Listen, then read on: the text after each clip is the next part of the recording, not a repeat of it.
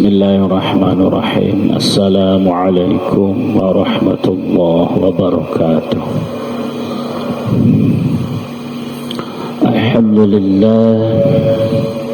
Alhamdulillahilladzi arsala rasulahu bil huda wa dinil haqq liyuzhirahu 'ala ad-dini kullihi wa kafa billahi shahida.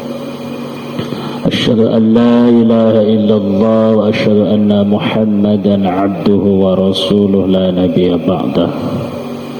Allahumma salli wa sallim wa barik ala nabiyyina wa habibina wa maulana Muhammadin wa ala alihi wa sahbihi ajma'in. Allahumma aftah lana hikmatak wa ansur alaina rahmatak wa anzil alaina bi barakatik wa 'allimna min ladunka 'ilman nafi'a ya dzal jalali wal ikram. Amma ba'd. Ikhwatal iman, bapak-bapak, ibu-ibu, para jamaah yang dirahmati Allah, bersyukur pada Allah subhanahu wa ta'ala.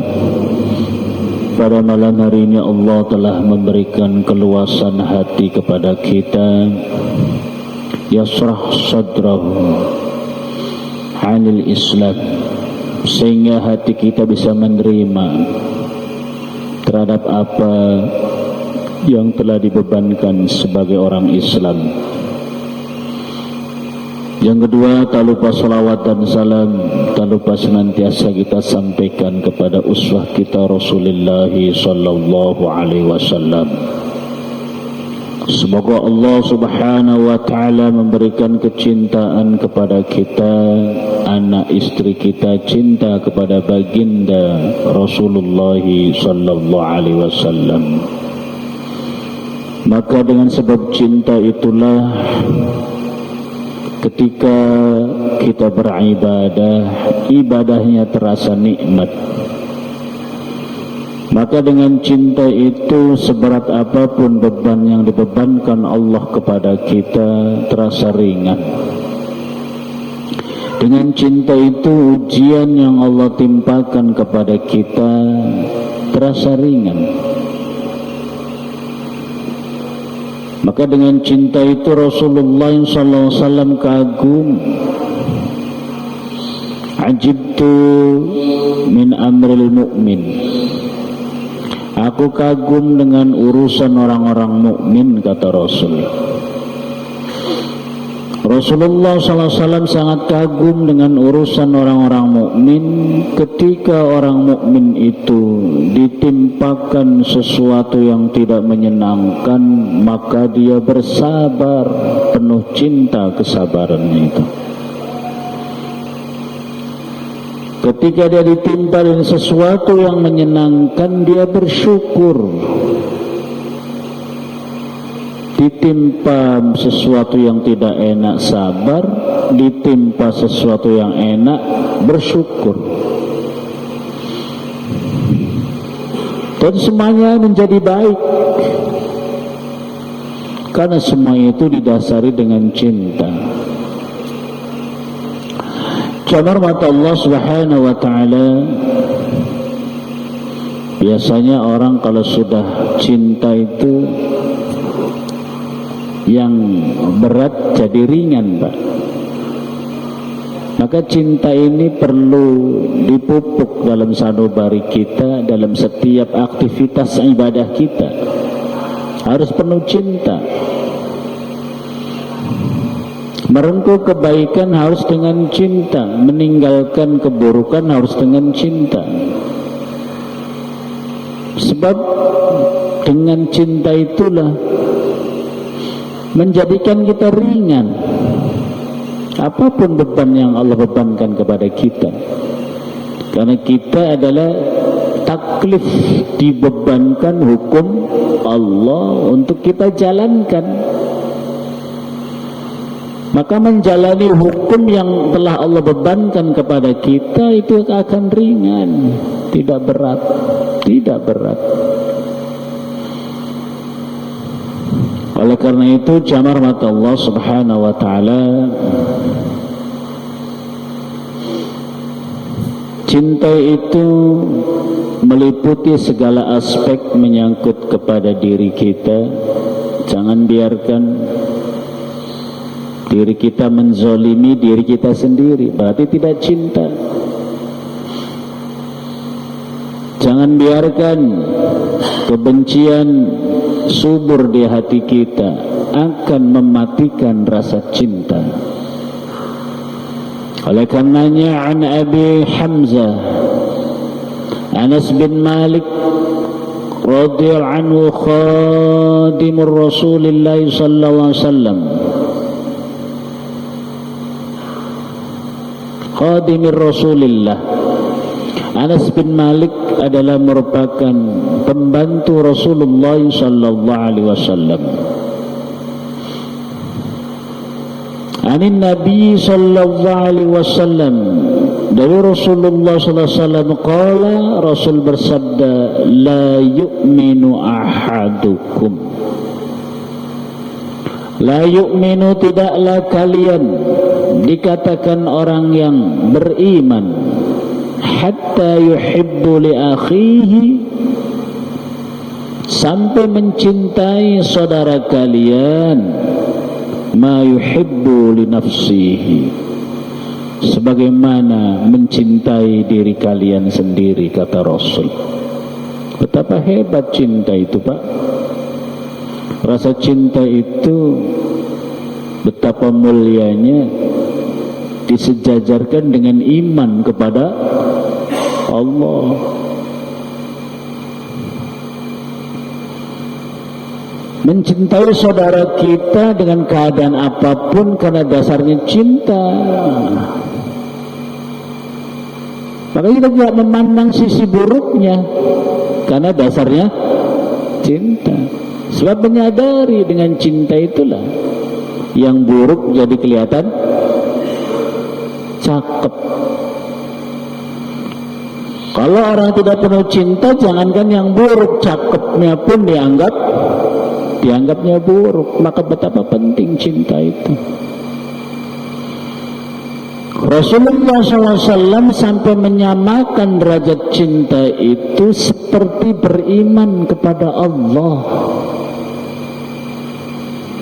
La yu'minu ahadukum, tidaklah di antara kalian itu dikatakan beriman sampai kalian mencintai saudaranya, tetangganya, teman-temannya sebagaimana mencintai diri kita sendiri. Jamaah mata Allah subhanahu wa ta'ala,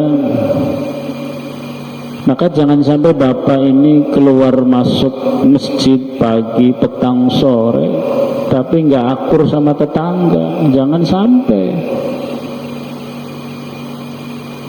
keluar masuk masjid tapi nggak tegur sapa dengan tetangga, tidak berkasih sayang dengan tetangga. Sebab berkasih sayang itu adalah rasa cinta itu derajatnya sama dengan beriman kepada Allah. Kan kelihatannya nggak lucu, karena nggak lucu nggak bisa ketawa ya, paling ngelus dada. Nah, pagi, sore, siang ke masjid, tapi sama tetangga nggak tegur sapa. Padahal bertegur sapa dengan tetangga itu bagian daripada bukti kita iman kepada Allah. Awas ini Pak, jangan digedein ego kita, rugi kita, rugi.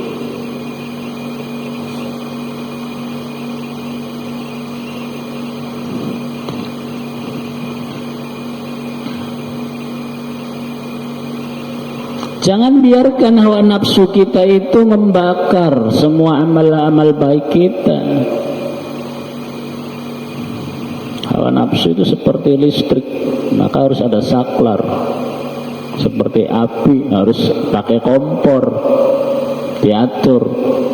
Kalau tidak, memperturutkan ego kita, ijadu binafsi, rusak.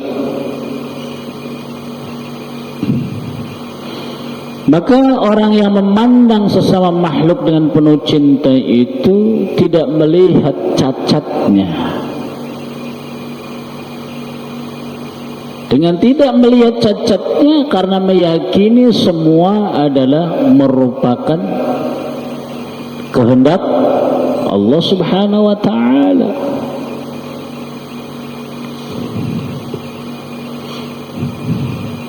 Dan memandang dengan penuh cinta itu menjadikan hatinya sehat, amalnya sehat. Bagaimana enggak sehat? Hatinya menjadi luas, hatinya menjadi luas.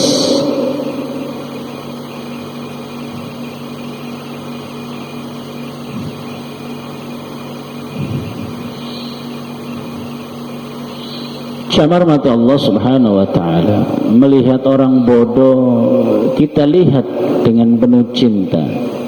Melihat orang bodoh, Masya Allah, pantas kalau dia salah, pantas kalau dia melakukan kesalahan, karena dia tidak mengerti. Bukan dihardik, bukan diomelin, bukan direndahkan. Bodoh amat tuh. Dasar kenek bodoh. Kata keneknya, lalu juga sama, supir bodoh. Tuh, akhirnya begitu. Dua-duanya bawa bak sampah, mobil bak sampah. Kata keneknya, dasar lu kenek sampah. Keneknya kan balas, lu juga supir sampah. Ya emang bawa mobil sampah. Al-jidal, saling menghujat, saling merendahkan, karena tidak memandang dengan penuh cinta.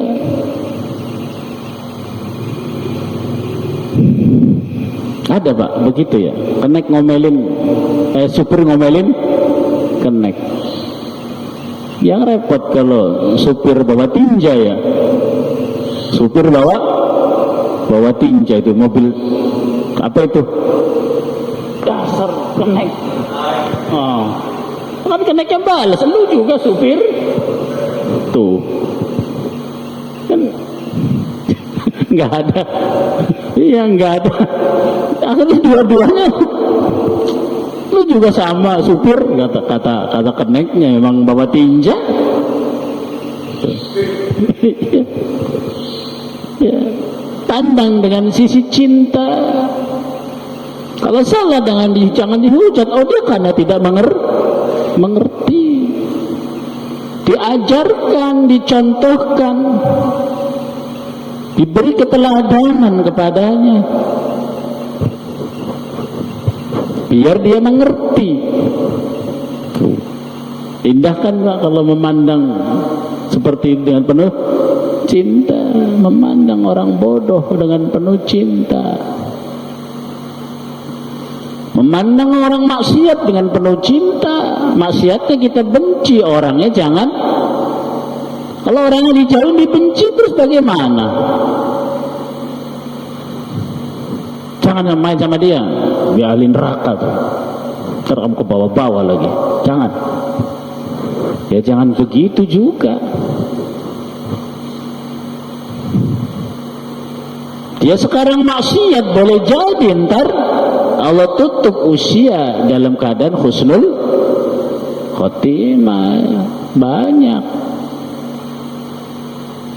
Banyak mantan preman, banyak mantan ustad. Mau jadi mantan ustad, mantan preman? Mending mantan garong, mantan preman daripada mantan ustad. Itu mantan ustad dicopot ustadnya, kenapa? Karena gaulin santrinya, gaulin rumah tahfiz, enggak ada yang ngawasin. Satu rumah campur sama dia. dicopot itu titel ustadznya, mantan ustadz.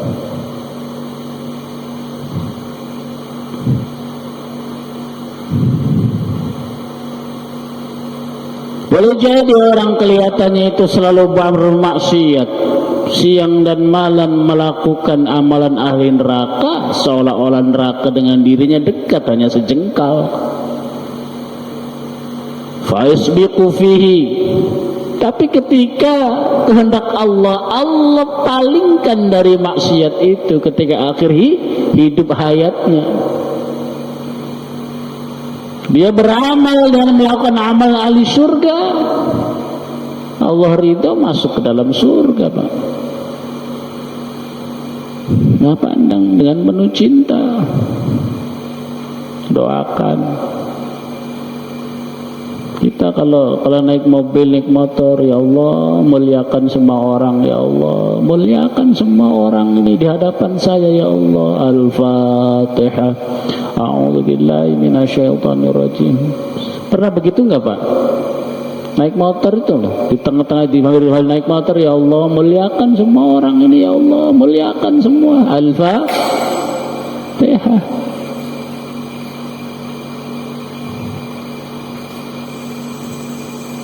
Orang kredit wira-wira, ya Allah muliakan semua orang ini, selamatkan mereka semua. Nggak peduli mau musyrik, itu urusan dia kepada Allah. Kita lagi membenahi rasa cinta.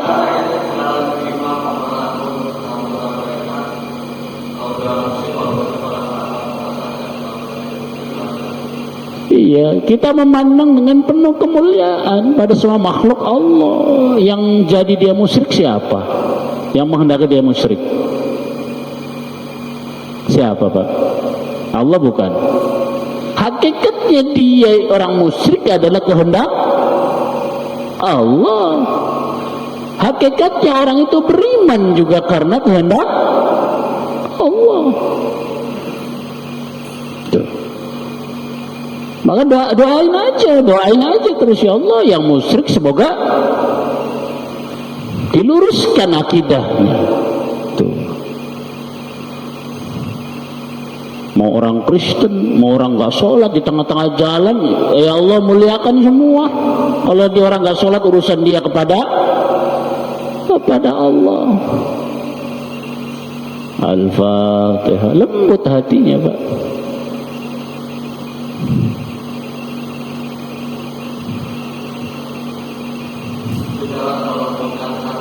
Iya, memandang makhluk dengan penuh ya. Bapak jangan punya konotasi pikiran monyet itu jelek. Monyet dari dulunya ya kayak gitu. Kemudian konotasi monyet itu jelek dinisbatkan pada orang, monyet tuh. Dinisbatkan monyet itu kepada manusia dan dikonotasikan monyet itu jelek. Padahal monyet ciptaan Allah dari dulunya begitu. Kalau makan serakah, kalau kencing nggak cebok, ya mukanya aja begitu.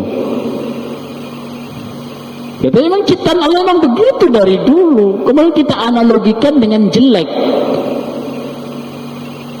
Kemudian jelek ini dinisbatkan kepada manusia, teman kita, tetangga kita, monyet tuh. Salahnya 2 kali. Jangan. Dari dulu monyet begitu nggak, Pak?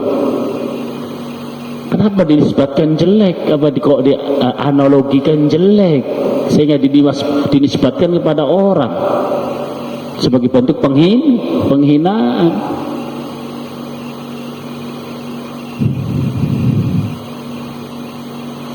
Jamaah Allah Subhanahu wa taala,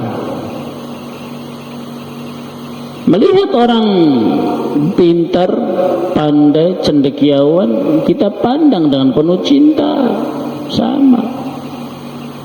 Itu ya Allah, hebat itu orang.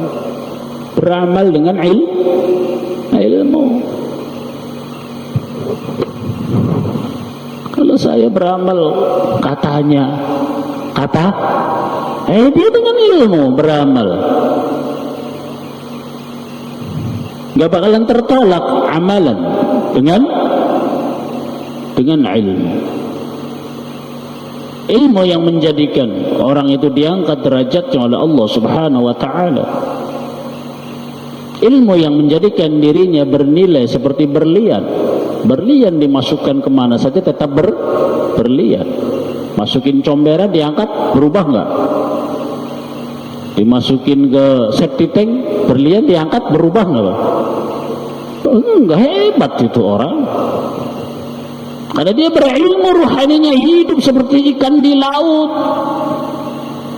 Airnya asin, dianya enggak asin itu. Rohnya hidup. Orang berilmu, nggak seperti orang yang nggak berilmu, nggak seperti saya yang nggak berilmu, terombang-ambing. Airnya asin ikut, badannya ikut asin. Airnya hijau, dagingnya ikut hijau juga. Memandang dengan cinta kepada orang yang berilmu, memandang dengan penuh cinta kepada orang yang bodoh. Ketika salah, pantas dia bodoh, nggak ngerti, tidak mengerti. Dalam satu kisah banyak tuh Rasulullah, jangan, dia nggak ngerti, dia tidak mengerti. La ya'lamun, mereka tidak ngerti, tidak tahu.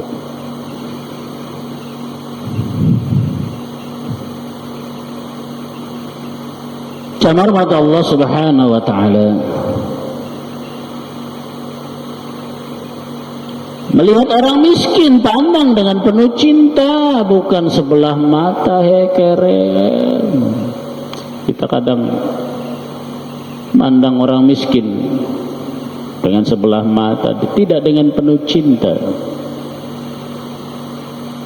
Padahal rumah yang kita miliki sangat sejuk, mobil yang kita miliki sangat adem, makanan di meja kita enak-enak, di kulkas kita buah-buahan enak-enak. Itu perintihan daripada orang miskin yang jarang makan. Itu adalah rintihan orang-orang tua yang di malam hari berzikir kepada Allah. Orang tua bermalam-malam zikir kepada ya Allah, subhanallah, walhamdulillah, wala ilah. Bukan orang tua nonton bola terus, bukan. Kabiran fanian, orang-orang sepuh yang selalu berzikir mengingat Allah subhanahu. Kalau tidak melihat itu, akan cepat ditimpakan dengan bencana jagat raya ini. Kalau bukan rintihan orang yang lapar, orang nggak punya. Maka betapa penting kita memandang mereka dengan penuh dengan penuh cinta, melihat memandang orang miskin.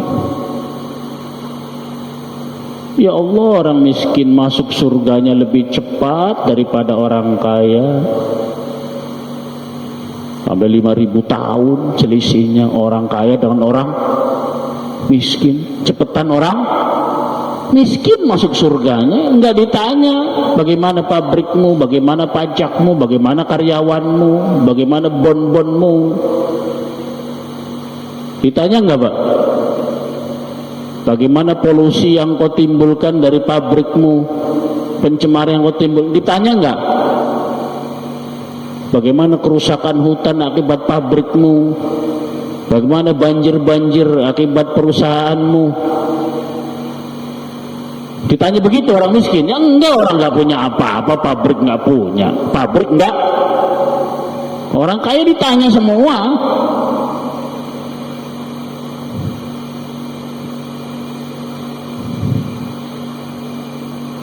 Maka Rasulullah SAW yuhibbul fuqara wal masakin wa yajlisu ma'ahum. Dalam kita berjanji ya, senang orang-orang miskin, selalu duduk dengan mereka. Rasul senang sama orang miskin. Kalau kita enggak, sama orang kaya dipoto kita, sama orang yang dipoto dibikin bingkai ya, orang hebat.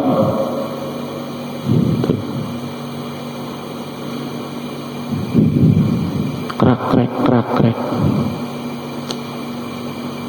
Banyak yang begitu. Ada teman-teman tuh ketemu siapa yang kelihatannya kaya, artis, dipoto, bangga.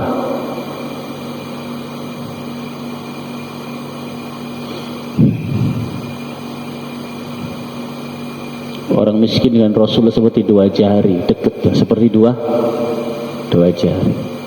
Orang miskin dengan Rasul.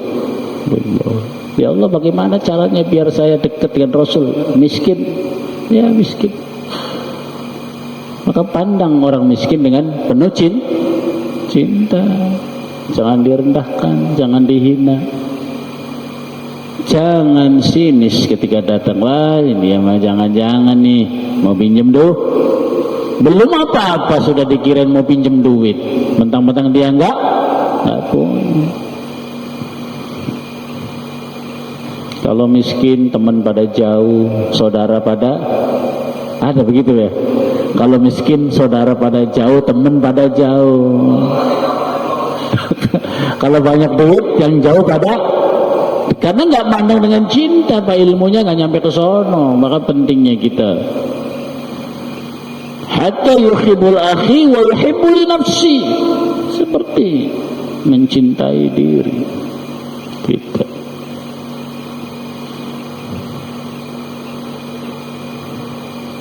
Dengan orang kaya kita pun pandang dengan penuh cinta, jangan penuh kedengkian.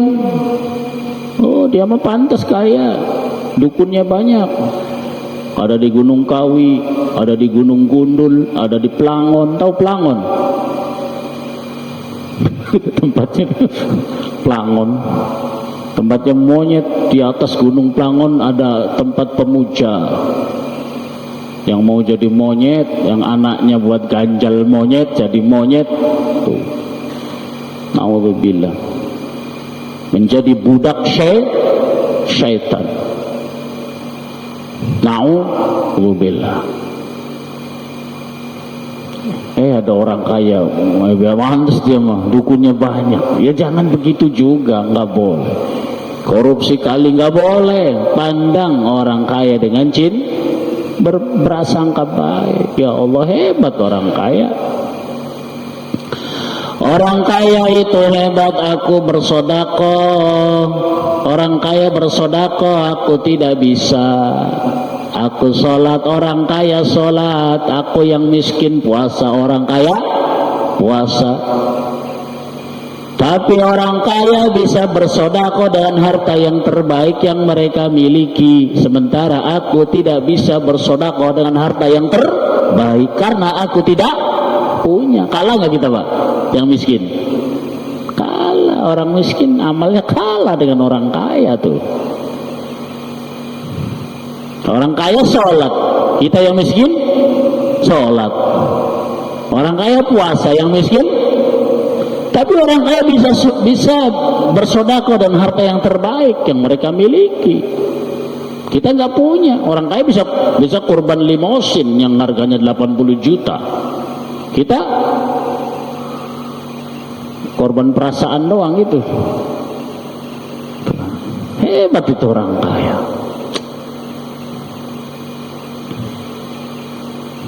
Orangnya lagi makan, pahalanya ngalir. Ya Allah, karpetnya dipakai sujud. Ini dari orang kaya, karpetnya dipakai buat dapatnya itu yang lagi orang kaya lagi makan, Pak. Royalti dapat tuh. Maka pandang dengan penuh kemuliaan. Dakwanya orang kaya tajam, nggak kayak orang miskin.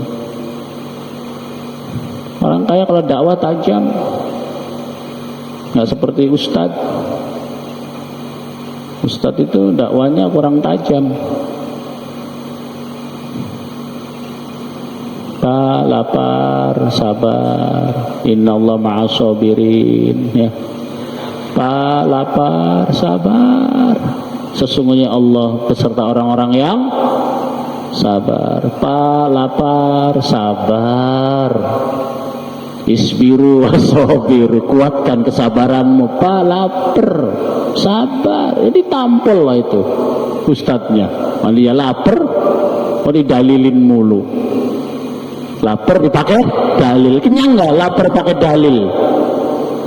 Seorang kaya kan enak, lapar, oh makan ayo, nana, kapale ya makan lah, sok sekenyangnya, aku yang bayarin. Orang kaya makan, udah kenyang, udah ayo sholat, nggak punya sarung, nih sarungnya aku beliin.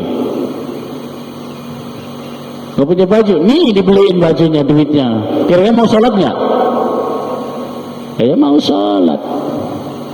Kagum, pandang dengan penuh cinta.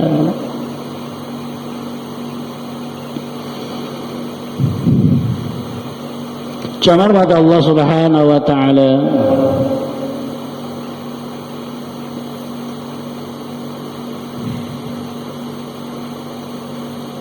melihat orang tua, pandang dengan penuh cinta. Ya Allah, oh sudah tua renta masih belagu, lah nggak boleh begitu.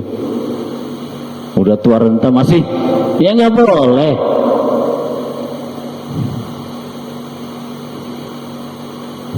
Orang tua itu adalah seperti ubun-ubun. Kita pangkatnya jenderal, taruhnya di mana? Di lengan apa di ubun-ubun, Pak? Pangkat itu di sini apa di sini ya? Tetap di bawah sini nih. Mau pangkat bintang 10 ya, bintang 10. Di Indonesia ada bintang 5 ya. Yang bintang 5 itu bisa dihitung dengan jemari orangnya di Indonesia itu, bintang 5. Berapa orang kira-kira, Pak? Pak Harto terus itu bintang 5 nya di sini, enggak di sini taruhnya nih. Enggak bakal nyalain ubun. Sehebat apa kita yang dianggap katanya muda, enggak bakalan nyalain orang tua. Ya Allah, orang tua sudah banyak sabarnya, orang tua banyak pengorbanannya tuh, banyak perjuangannya, banyak keringat yang tercucur orang tua. Pandang dengan penuh kemuliaan melihat orang tua. Karena bukan karena orang tua yang berzikir di malam hari itu, Pak. Bumi ini gonjang-ganjing, bumi ini bisa kokoh dengan sebab mereka orang-orang tua yang mengingat Allah di malam hari. Allahu Akbar. Doain cucu-cucunya, doain anak-anaknya. La ilaha illallah. Tafakur di malam hari itu yang membuat bumi ini gak gonjang-ganjing. Dengan sebab orang tua, doa dari mereka menjadikan kita seperti ini. Perjuangan orang tua menjadi kita seperti ini. Kalau bukan karena orang tua, barangkali kita nggak kenal agama. Kalau bukan orang tua, barangkali kita nggak kenal Quran, nggak kenal Allah, nggak kenal nabinya, nggak kenal Islam. Sebab orang tua itulah menjadikan kita kenal semuanya, sehingga tentram bumi ini damai. Dengan sebab orang tua kita tahu itu halal, itu haram, ini boleh, ini tidak. Kalau tidak sebabkan orang tua,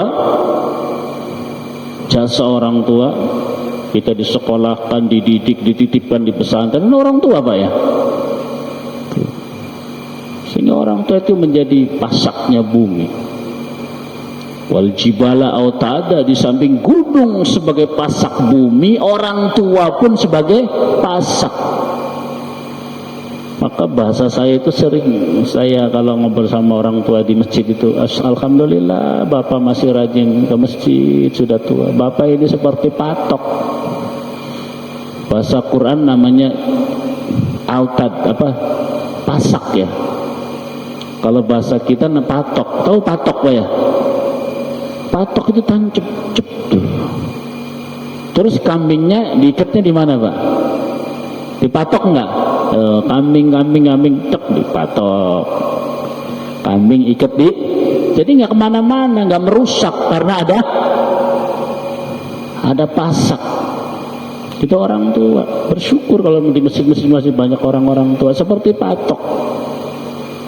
Sehingga yang muda-muda ini seperti ada tempat ini, tempat berkeluh kesah seperti kambing, tentram. Kambing itu tentram kalau diikatnya dipatok, tentram nggak Pak kambing? Tapi kalau nggak dipatok lagi sini banyak kambing kemana-mana, habis nggak tanaman orang? Tanaman orang habis. Tuh, hebatnya orang tua. Seperti patok, menjadikan kita seperti ini. Melihat anak kecil, memandang dengan penuh cinta, ya Allah, anak kecil masih bersih, masih seperti kertas putih. Kertas putih itu kalau mau digambar, mau gambar apa sok? Jelasnya kira-kira Pak, gambarnya jelas. Kalau kertasnya putih, masih polos. Mau digambar ayam, bisa jadi ayam. Mau digambar kambing, bisa jadi gambar kambing. Mau digambar sapi, bisa jadi gambar sapi. Tapi kalau kertasnya sudah banyak tulisan, banyak gambarnya, digambar lagi jelas nggak? Nggak jelas. Itu seperti kita. Ya Allah, dosanya masih sedikit, seperti kertas putih. Kalau kita dosanya banyak, seperti kertas yang banyak oret-oretannya tuh. Anak kecil seperti kertas putih, pandang dengan penuh kemuliaan. Dan anak itu bisa memberikan syafaat bagi orang tuanya. Anak kecil bisa memberi syafaat. Quran bisa memberikan syafaat, pertolongan. Ada orang tuanya masuk neraka, ya Allah, aku nggak mau masuk surga sampai kedua orang tuaku diangkat dari neraka, kata anak itu. Aku nggak mau masuk ke dalam surga kalau tidak dengan kedua orang tuaku. Sebab aku bisa tahu dengan hukum-hukum yang engkau taklifkan, bebankan kepadaku, semata-mata adalah karena orang tua. Disekolahkan, dipesantrenkan dan lain sebagainya karena orang tua. Aku nggak mau masuk ke dalam surga kalau nggak sama bapak ibuku. Diangkat tuh Pak, orang tuanya.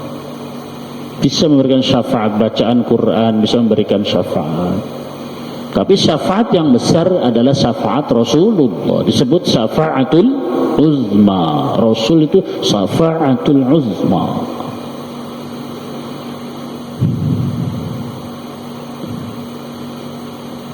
Camar pada Allah Subhanahu wa taala. Maka anak kita itu agar bisa memberikan syafaat, kalau kita mampu Pak, ditebus. Jangan masuk ke gade ya.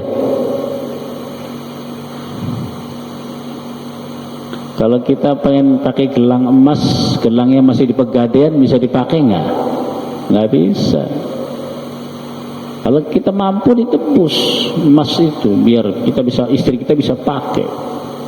Ketika kita punya anak, kita mampu, kita tebus. Sebab anak kita itu kalau kita mampu tidak kita tebus, ya masuk ke dalam gade. Ya nggak bisa memberikan pertolongan, bisa jadi. Kalau kita mampu, kecuali tidak mampu. Kata Rasulullah, kullu ghulamin murtahanun bil aqibah. Setiap anak dalam keadaan gade, tergadaikan dengan akikoh, maka dipotongkan kambing, kibas. Yang terbaik 7 hari. Cuma kapan saja silahkan, boleh. Amal itu ada waktu yang terbaik, ada saat yang terbaik. Ketika saat yang terbaik tidak bisa, ya silahkan pada kesempatan yang lain, jadi diperbolehkan. Oh bisanya sudah tua, ya silahkan, nggak mengapa, karena bisanya sudah tua. Dulu boro-boro kan gitu, makan aja tahu ketemu tahu enggak boleh. Jamaah rahmat Allah Subhanahu wa taala.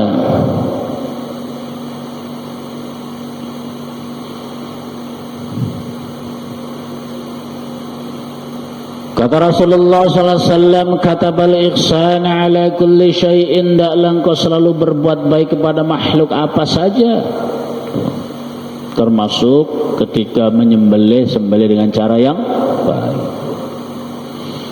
Bapak saya pernah menjumpai di pasar, biasanya 2 hari menjelang Lebaran, orang motong ayam tuh masukin air panas ya. Iya, pernah lihat Pak? Itu hukumnya bangkai, hukumnya bangkai. Di antara orang memotong makhluk Allah itu adalah yang pertama, orang itu harus amanah paling tidak. Kalau yang motong bulan Ramadan sambil ngerokok, udah. Bulan Ramadan motong ayam sambil, pasti nggak ngerti itu. Yang putus harus urat napas, urat makan, wajibnya. Tapi juga harus urat besar, harus putus. Cuma nggak wajib. Tapi mempengaruhi. Kalau nggak putus bisa perengus. Urat besar kalau nggak putus perengus. Tapi kalau urat makan, urat napas nggak putus, jadi bangkai. Dia mati kehabisan darah, bukan urat nafas dan makan putus. Nah, kalau motongnya begini gimana? Ada yang nggak putus nggak kira-kira? Pasti banyak nggak putus, urat makan atau urat nafas. Kalau urat makan satu, apa urat nafas atau urat makan nggak putus, jadi bangkai. Matinya bukan putus 2 urat, makan dan nafas, tapi matinya kebanyakan darah. Maka ketika engkau sembelih dengan cara yang baik, putus 2 urat, syukur. Urat besar, darah ada urat besar, harus putus kalau bisa. Karena biar nggak perengus.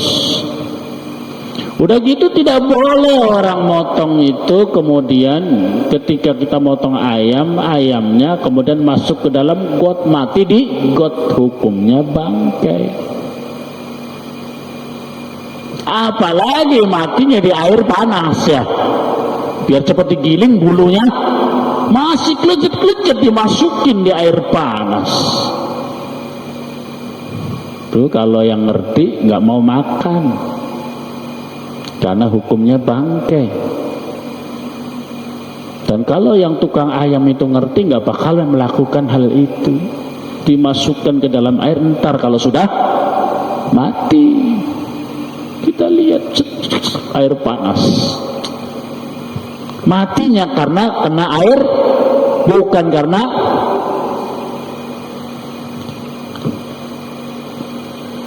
dipertajam pisaunya sebagai bentuk rasa cinta kepada binatang. Kalau tajam itu nggak berasa Pak. Itu orang di apa itu di wood apa pabrik kayu, motong kayu, seng ketawa-ketawa, dia padahal tangannya nggak ada. Sesaat dia masih tertawa, padahal tangannya. Kenapa saya nggak berasa? Saking tajamnya. Tuh. Karena tajam, tangannya hilang satu masih ketawa-ketawa. Masih beberapa ini saat, baru ketika sadar pingsan. Baru sakitnya luar biasa. Dia nggak berasa karena tajam. Pisau kita kalau tajam itu merupakan bentuk kasih sayang ketika kita menyembelih binatang. Itu cinta kepada mereka. Jamaah rahmat Allah Subhanahu wa taala,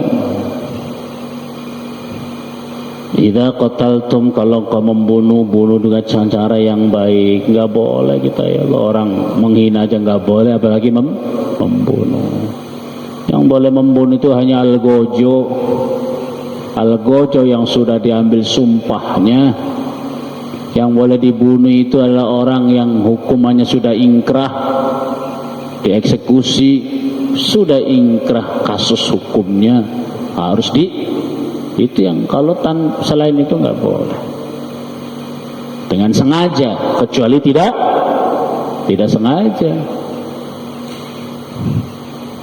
Tidaklah kita menjadi mulia sampai kita bisa memuliakan makhluk-makhluk Allah yang lain, baik makhluk Allah yang tidak punya akal, terlebih kepada makhluk Allah yang berakal. Semoga Allah Subhanahu wa taala memberikan kesadaran kepada kita betapa penting tentang rasa cinta. Pandang semua dengan penuh cinta. Orang miskin kita pandang dengan penuh cinta, orang kaya kita pandang dengan penuh cinta, orang bodoh kita pandang dengan penuh cinta, orang pinter pun sama, anak kecil, orang tua, semuanya pandang dengan penuh cinta. Karena dengan cinta itulah akan menyelamatkan hati kita. Dengan cinta itulah kita bisa menutupi aib-aib saudara kita, karena kita tidak peduli bentuknya seperti apa, karena rasa cinta. Selamat kita, Pak. Pertanyaan di akhirat pun sedikit kalau kita penuh cinta, karena tidak mengungkap aib, karena cinta.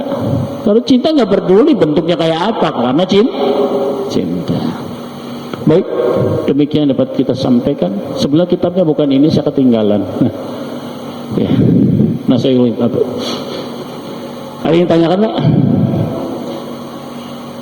Cukup.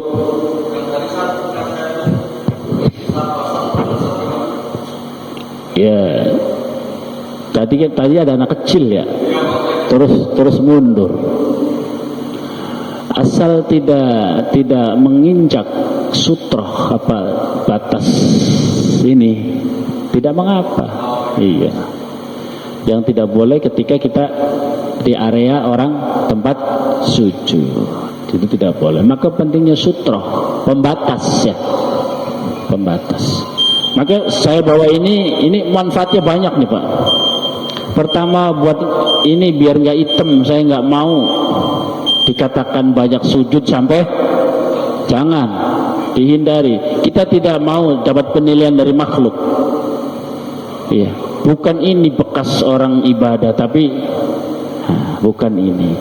Ibnu Umar sangat benci lihat orang ininya hitam. Ibnu Umar benci. Rasulullah hitam nggak ininya? Ada riwayat ininya hitam? Nggak ada. Maka fungsinya kita alas tuh, enak. Yang kedua, kalau ininya kotor nggak dipakum-pakum, ada ini, jadi nggak tersedot. Yang ketiga, kalau lagi diundang banyak kuenya bisa dibuntel, ya. Bisa yang keempat kalau gerimis bisa. Yang kelima ada sedikit bisa. Banyak Yang ketiga buat sutro kalau sholat. Nih, banyak orang lalu lalang nggak ada pembatas ini nih, dilemparin aja ke depan, plek. Tuh, sebagai sutro, batas. Allah, orang gak bakalan kesini nginjeknya, pasti itu. Ini manfaatnya banyak, terutama kalau ada kenduri, bisa buat buntel, buat insya buntel ayam bakar. Ini buat sutro, bisa buat sutro, karena di masjid sutronya pakai kayu ya. Oh, kita pakai ini udah lemparnya, nggak bakal orang berani. Yang penting tidak menginjak area sebatas inilah kurang lebih. Maka sering kita katakan barisan yang paling mulia itu depan, maka cepat isi, jangan anak kecil. Kayak tadi jadinya tuh. Yang orang tua mau barisan di belakang, yang orang tua cepat ke depan, jangan sampai anak kecil. Akhirnya anak kecil pada melimpir ke belakang, jadi kosong. Tuh. Cukup ya. Semestinya yang berhak ngisi kosong beliau, yang depannya lah, yang urusannya. Iya, maju. Iya. Tapi majunya nggak boleh diangkat kakinya. Nah, majunya diseret gini, sud. Jangan jelek-jelek, lagi sholat kok. Ininya tetap nempel, serut. Majunya begitu, jangan ngangkat. Karena ini namanya jalan. Kalau tadi enggak nempel kok. Ngisi barisan yang kosong itu kakinya nggak boleh diangkat. Yang dan berkewajiban yang mengisi itu beliau siapa ya tadi ya? Ya yang di depan yang arah yang urusannya lah yang harusnya mengisi. Sehingga tidak menginjak area. Nah, gitu. Yang berhak negur imam itu yang di belakang. Iya. Yang ganti di belakang, cara gantinya sama, nggak boleh. Ya, geser sedikit aja, maju sedikit, seret, udah. Yang penting agak maju dikit. Ini batal, nggak mesti harus di atas. Di sini nggak apa-apa, asal maju dikit. Majunya kakinya nggak boleh. Yang sebab posisi kita lagi berdiri kan nempel di bumi, bukan lagi berjalan. Mau sholat namanya jalan itu, bisa membatalkan. Gitu, ya. Cukup ya. Baik, semua bermanfaat. Ihdinas siratal mustaqim. Allahumma aftah lana hikmatak wa ansur alaina rahmatak wa anzil alina barakatik wa alimna min ladunka ilman nafi'ah walhamdulillahi rabbil alamin. Ihdinas siratal mustaqim. Assalamualaikum warahmatullahi wabarakatuh.